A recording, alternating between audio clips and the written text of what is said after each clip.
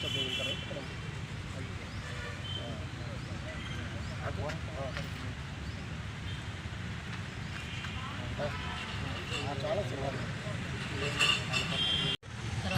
గోరంట్ల సవిత గారు నామినేషన్ వేయడం జరిగింది. ఈరోజు పోలీస్ డిపార్ట్మెంట్ నుంచి రాజకీయంలో అడుగుపెట్టిన గోరంట్ల మాధవ్ గారు రెట్టింపు ఉత్సాహంతో ప్రజలకు న్యాయం చేయాలని ప్రజల్లోకి వస్తున్నారు. ఈరోజు హిందూపూర్ పార్లమెంట్లో వీకర్ సెక్షన్ అంటే బడుగు బలహీన వర్గాల కోసం అత్యంత ఉత్సాహంగా పనిచేయాలని వస్తున్నారు. కానీ అన్నగారిని కొన్ని దుష్టశక్తులు ఆపుతున్నప్పటికీ కూడా ఈ అడ్డుగోడలన్నీ బద్దలు కొట్టుకొని రేపు రోజు 7 నియోజకవర్గాల్లో ఎమ్మెల్యేలని గెలిపించుకొని ఎంపీగా గెలుపొందుతాడు. జగనన్నను కూడా సీఎం చేస్తారని మా అన్నగారిని అనుకుంటున్నాం. ఈరోజు ప్రజలు కూడా అధిరథ బ్రహ్మరథం పట్టడానికి గోరంట్ల మాధవ్ గారి కోసం మీరు చాలా ఎదురు చూస్తున్నారు.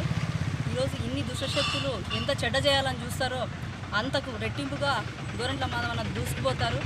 పేద బడుగు బలహీన వర్గాలకి అన్ని రకాల బీసీలో ఉన్న 136 కులాలకి కానీ ఎస్సీ ఎస్టీ మైనారిటీ కులాలకు కానీ అందరి కోసం పనిచేయడానికి అన్న మరింత ఉత్సాహంతో రెట్టింపు ఉత్సాహంతో ఈరోజు జగనన్నను సీఎం చేయాలన్న కసితో ఉన్న జాబ్కి కూడా రాజీనామా చేసి కేవలం ప్రజల కోసమే ప్రజా శ్రేయస్సు కోసమే వస్తున్నారు.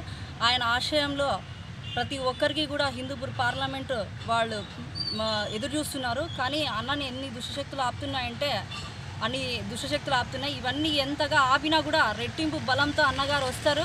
ప్రతి ఒక్కరికి న్యాయం జరుగుతుంది. జగనన్న సీఎం అవ్వడం కూడా ఖచ్చితం.